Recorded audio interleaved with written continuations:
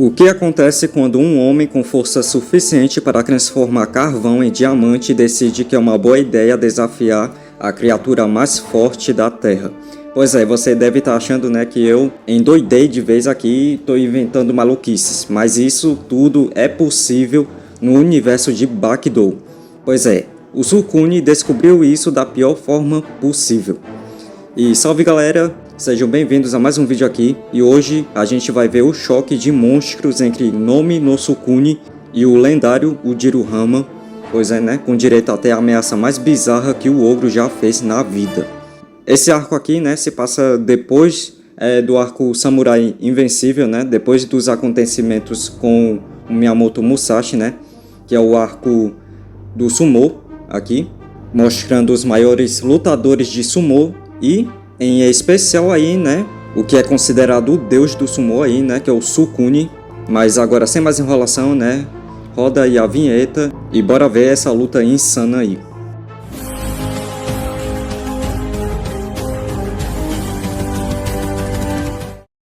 Para você entender como o Sukune teve a audácia de encarar o Ujiro, a gente precisa voltar um pouquinho. O cara tinha acabado de chegar no arco do Sumo, de combate quebrando tudo, inclusive triturando a caixa torácica do Biscuit Oliva, como se fosse feita de vidro. Você não ouviu errado, o Oliva foi feito de boneca pelo Sukune. Tudo começa com um treino do Sukune lá, demonstrando a força dele. Ele vai de frente, né, para um saco de pancadas enormes ali, feito de tronco maciço. E ele começa a agarrar, né, esses sacos de pancadas enormes aí, com um agarrão intenso mesmo. Ele puxa tanto esse saco aí, aperta tanto, que o saco simplesmente explode em estilhaços. Voa estilhaços para todo lado. Depois o Oliva, né, chega no dojo e desafia o Sukune, né, e os dois começam aí o combate. O Oliva vai para cima, né, só que o Sukune, né, começa a humilhar o Oliva como se não fosse nada. O Sukune consegue agarrar o Oliva pela cintura, aplica sua pegada lendária, aquela capaz de comprimir carvão em diamante. Pois é, o cara comprime carvão em diamante, tu imagina aí como é o agarrão desse cara aí, o abraço de urso. Ele puxa o gigante americano contra o próprio peito. A pressão é tão avassaladora, né, que a caixa torácica do Oliva simplesmente se despedaça, como se fosse vidro. Como se não fosse nada, cara. Quebrou tudo, estilhaçou completamente as costelas do Oliva. O Oliva, né, depois cai no chão, destruído e incapacitado. Aí depois de moer um saco de pancadas gigantes de madeira e triturar as costelas do Oliva, né, o ego do Sukune foi lá pro espaço. O cara achou que estava no topo de tudo, né, e o que deu a ele a coragem, né, ou simplesmente loucura, de desafiar ninguém menos, né, do que o Ujiro, logo o ogro, né.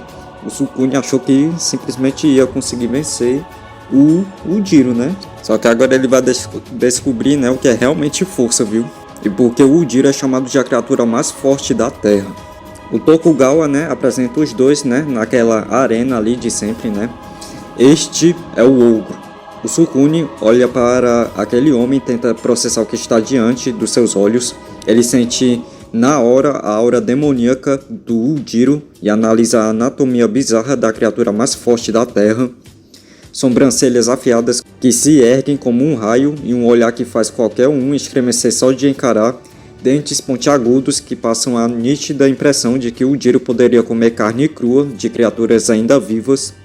O Sukune percebe que a musculatura e a estrutura vascular das mãos e braços do Ujiro foram construídas com um único propósito: lutar.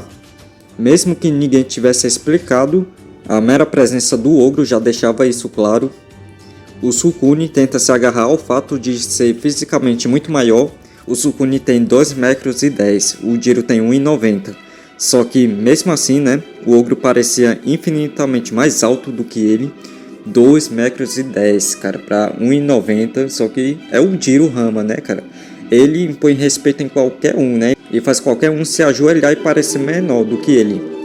Sukune resolve se apresentar, né, de forma educada, estendendo aquela mão gigante dele, né?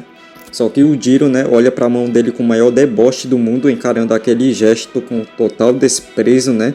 Chama o cara simplesmente, né? Se eu disser aqui, né, eu vou ser cancelado, né, cara? Mas a fala tá aí, né? Aí não me admira que você seja tão... Ele falou isso mesmo, o Jiro, né? O Sukune acha que vai rolar um aperto de mão respeitoso. Ele estende a mão, né? E recebe essa daí do Jiro, né? Em um movimento de esquiva e ataque num piscar de olhos, o Jiro se esgueira por baixo do braço do Sukune e mete a mão com tudo, né? Esmagando a bochecha dele, né? Num agarraço brutal, enquanto o Tokugawa fica de queixo no chão assistindo a cena. O Jiro simplesmente manda ainda essa aqui: idiota ingênuo. Pois é, né, cara? Ter desafiado o Jirohama. Aí depois desse choque inicial, né, os dois vão para o combate. Sukune tenta a investida do Tashiai, esperando aquela colisão pesada do Sumo. E o que o Jiro faz? Ele simplesmente se posiciona para receber o ataque com as duas mãos dentro dos bolsos. O Sukune manda um chute pesado para liquidar, mas o Jiro flutua. Ele se esquiva no ar com tanta leveza que o Sukune sente como se estivesse tentando chutar um lenço de papel num espaço sideral. Ao aterrissar suavemente, o Jiro saca uma das mãos do bolso e desfere um único soco reto. O impacto deforma a cara do Sukune, faz o chapéu dele voar longe e arremessa o gigante no chão. O Sukune consegue ficar de pé, mas com os olhos virados e completamente desacordado. O corpo dele se recusou a tombar pelo puro orgulho e estrutura do Sumo. Pois é, um cara desse tamanho também, né, cara? O Jiro cospe no chão, ironiza com o Tokugawa e solta aqui: se Musashi estivesse ali, chamaria o Sukune de um poderoso templo de carne. Essa luta aí durou menos de 2 minutos, mano. O Sukune, né, foi lá todo boladão, né? E depois, né, o Jiro mostrou pra ele, né, quem é que manda e botou ali no devido lugar. Ele ainda falou isso, fez o Jiro perder tempo ali. O Jiro nem precisou tirar as mãos no bolso. Recebeu o golpe do Sukune com toda a força, né, e é como se não tivesse ocorrido nada, não ocorreu nada com o outro. E ele ainda só tirou uma mão do bolso para atacar o Sukune com toda a força. E aí, é um milagre ainda, né? Ele ainda ter conseguido ficar de pé. Aí quando o Jiro vira as costas, o Tokugawa fala que ele foi muito compreensivo. E o Jiro, para virar uma expressão demoníaca e soltar a frase mais bizarra do mangá: eu vou deixar a imagem aí, porque se eu falar aqui eu vou ser com certeza cancelado no YouTube. O YouTube vai dar um strike imenso no meu canal, mas tá aí, né? A imagem bem rapidinho aí também, né? Pra não dar muitos problemas. Aí o cérebro do Tokugawa derrete de pavor. Caraca, eu ri muito nessa cena aqui. Aí o que o criador tinha na cabeça? Que desenho maluco, mano. Já basta a esquizofrenia imensa, o puro suco da esquizofrenia desse anime aqui.